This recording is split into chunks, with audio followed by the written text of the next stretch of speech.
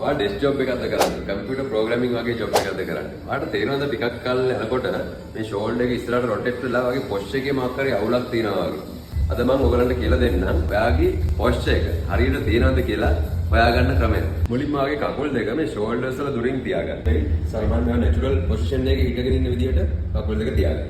ඊට පස්සේ ඔයගලගේ ග්ලූට්ස් මේ ග්ලූට්ස් ඇතුළට අද කරලා තියෙනවා. ඔයාගේ අත මෙන්න මේ විදිහට මිටමොලවලා මහපට ඇඟිල්ල මෙන්න මේ වගේ පොසිෂන් එකකට හදාගන්න.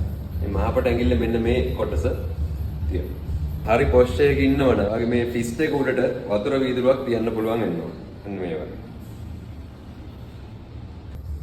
පොස්චර් එක අවුල් නම් මේක පල්ලෙහාට දැන් ඔයා මම හන්ච්බැක් හිටියොත් මේක පල්ලෙහාට පොයින්ට් වෙලා තමයි තියෙන්නේ. මෙන්න මේ වගේ. ඊළඟ වීඩියෝ එකකින් කියලා දෙන්නම් පොස්චර් එක අවුල් නම් මොකද කරන්න කියලා. මම මధుරංග ලයිෆ් ටයිම් ෆිට්නස් එක